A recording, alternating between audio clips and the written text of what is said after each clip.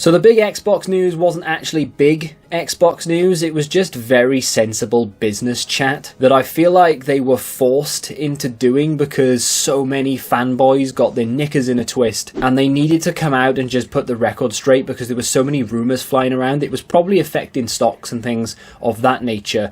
It does give us an insight, a little bit anyway, into the physical media side of things, which we're going to talk about, but also Sony have said some things as well. So the big news coming out from Sony is this line right here. The PS5 is entering the latter stages of its life cycle, which isn't really a surprise to many. For many people, it doesn't feel as though this generation has gotten started yet, and that is the general consensus from the comments that I'm seeing. And it makes perfect sense that people feel that way because when the console was released, there was a massive shortage of consoles to go around. Amazon didn't have stock and all the other retailers just didn't have any. You had to join waiting lists just to be able to pre-order one of these consoles. And then just as things maybe started to get back on track, the pandemic hit and made it even worse, 10 times worse, to the point where 2 years after release of the PlayStation 5, you still couldn't order one on Amazon without having to follow people on Twitter to find out which store's going to have stock on what day. That's not what a console generation should be remembered for, and I feel like that this one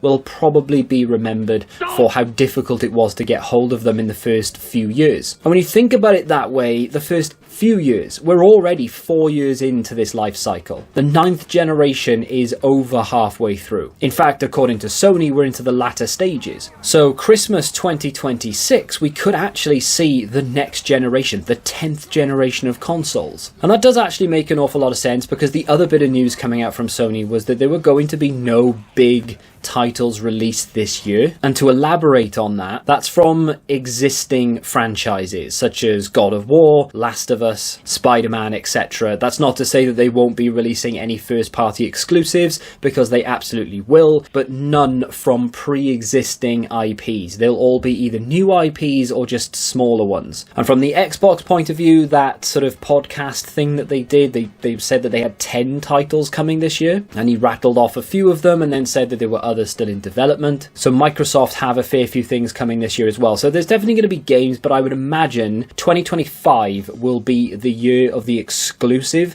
and you will see some massive games released, because 2026, we may very well see that next generation, which is a little bit crazy, but at the same time, isn't really that surprising. Before I touch on that though, we do have to quickly look at the refresh that is going to happen at the end of 2024. I'm specifically looking and speaking about Microsoft and the Xbox here because I don't really know what Sony's plans are. They've kind of had their console refresh and it was a bit of a, I don't know, more of a watered down or a tame refresh. It wasn't anything spectacular, it didn't do anything groundbreaking, but the Microsoft and the Xbox side of things, that looks to be just a little bit different because it's going with a completely different design, at least we think it is, and there is one key feature missing. So if we look at that mid-gen device lineup, we can see that under content delivery, it says all digital, which means there will be no disk drive in the refresh of the Xbox Series X, which is again not a surprise to many given that most people will use their Xbox through Game Pass and maybe buying the odd game that doesn't come to Game Pass. But while speaking about, can we say that one more time, Game Pass, we had a little bit more information about that. So 34 million users of Game Pass worldwide. That is a lot of money. Now, they didn't say whether that's 34 million people have signed up in the life cycle of Game Pass or whether that's active users. So what does that mean for Xbox users and physical games? Well, it means that you need the current generation of Series X in order to play a physical game, and that is true and has been since launch. But going forward, there isn't going to be a new, slimmer model or anything that has a disk drive. The other big thing mentioned, of course, is that the new acquisitions for Microsoft, such as Blizzard and Activision, amongst many others, they will start to have their games put onto Game Pass. There was no mention of day one or anything, but it does start in March with Diablo 4, which is going to be good. Now, I went to CEX today, and I had a little look at Diablo 4. I think it was about 35 quid on the Xbox Series X. That is obviously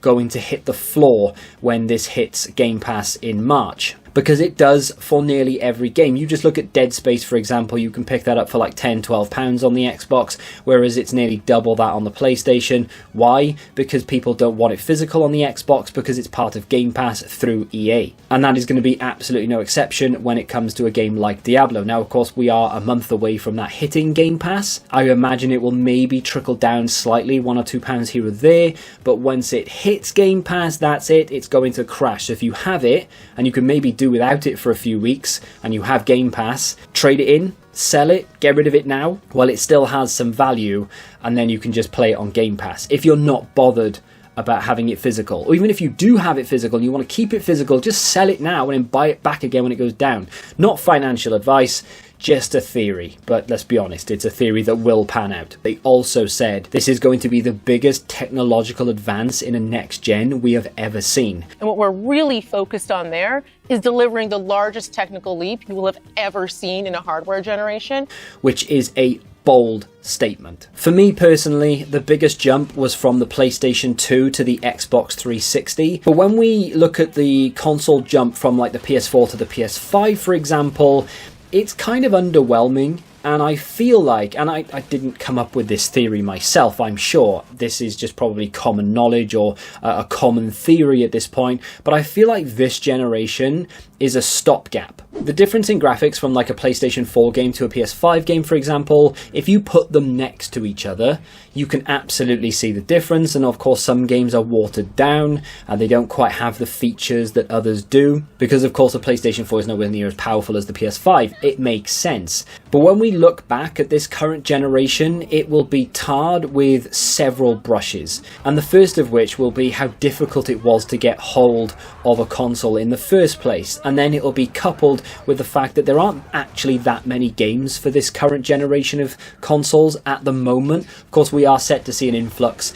I'm sure they'll give us both barrels in 2025 just to say goodbye to the console, maybe even early 2026. But the biggest thing for me in this console generation hasn't been the leap in graphics or the leap in storytelling or the amount of games we've had, because if anything, all of those have taken a bit of a hit. The graphics not taken a hit, but it didn't really go that much further forward. The storytelling is fine, but nothing has blown me away yet this generation. It's the load times. The generation that we're currently in has the fastest load times of any games console almost ever, because if you go back to the days of like the Super Nintendo and the Mega Drive, those games load instantly. You can turn on a Mega Drive game and be playing within about 3 seconds. That is pretty impressive. You don't even get that with a PS5, but it's close. I thought the load times on the Xbox One were good when that first came out. You know, we can switch to TV and we can go back to our game and it's all instant. It's snap, snap, snap. Xbox, watch TV, TV, TV, TV.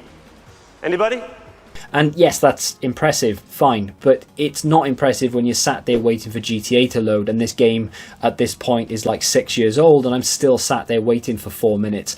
Now, it's a bit different. If I put on my PS5 and I load GTA, it's pretty damn quick, and if you load other games, again, they're almost instant at this point. There's no cutscenes, almost are not there for filler. They're not there to distract you from the loading that's going on in the background, which is exactly what would have happened in previous games. It's just seamless. You just go through, you go play Spider-Man, you can swing around the entire city without any restriction or load time or anything. It is seamless, and that is what this generation is going to be known for, because it certainly won't be known for its exclusives. Now, we have very little to no information on the next generation of consoles, just the fact that we're in the latter stages of the current generation and that it's going to be a massive leap in technology, which is fantastic. But what we are speculating, or at least what I'm predicting anyway, is that Microsoft are going to come out with a diskless console. 34 million users of Game Pass. That's impressive. Do they need discs at this point when most of the games that come out don't really hold value much past a couple of days? So I don't really see them coming out with a disc tray in the new generation. And again, we've got a couple of years to speculate on this, and maybe at the back end of 2025, beginning of 2026, we'll have that little bit more information and we can actually really like plow on and talk about it. But for right now, it's going to be speculation.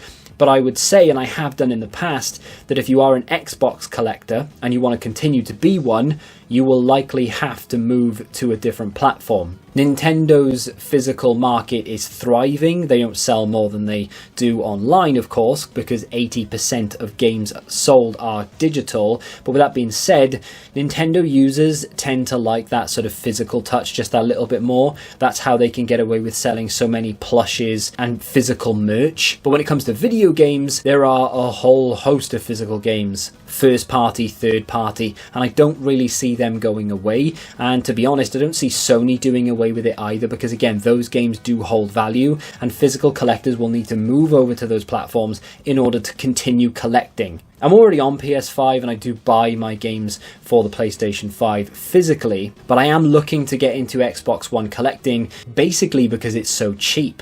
I can go back through the last generation and the current generation and pick up a whole library of games for almost next to nothing just because of how cheap it is. So I'm going to definitely take advantage of the fact that the last generation and the current generation are just going down to pennies on the Xbox due to Game Pass. Because at the end of the day, in 20-30 years time, if Microsoft continue to create consoles and Game Pass is still around, fine. You will be able to play those games through Game Pass as you always have been 30 years in the future. However, if Microsoft go under, it's not unfathomable, it can happen. But even if they don't go under and they just decide we're going to close Game Pass, because again, at the moment, it does seem unfathomable. However, it can absolutely happen. And if that does happen, you don't have access to those games anymore. And we are 30 years in the future. There weren't that many Xbox Series X physical games in the first place because people weren't buying them, and then you have a scarcity on your hands. People want these physical games and they are going to be expensive, so buy them now while they are pennies.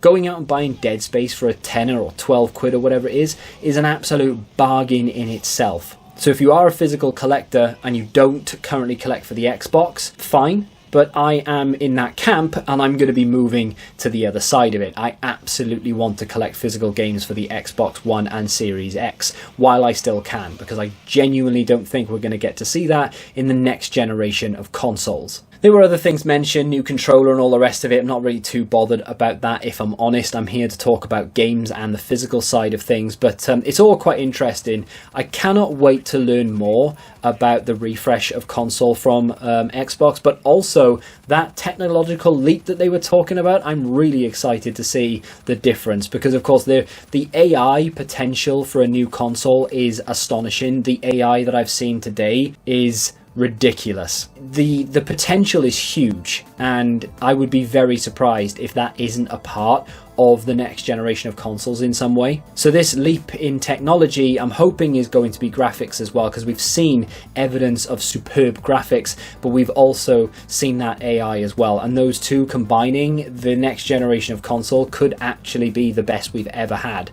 And that might be why we're not getting that many games for this generation, just because they're waiting for the next thing. They've given us some games because it's a stopgap. They know it's a stopgap. They're not willing to say it because it would put people off, obviously. But the next generation of consoles is going to be far, far bigger and better, and I truly believe that everyone in the gaming industry knows this, and that's why we've not had that many games this generation. Let me know your thoughts on this in the comments. Am I waffling nonsense, or do you think there's an element of truth in what I'm saying? If you want to check out my latest video, you can click here, and until the next time, goodbye.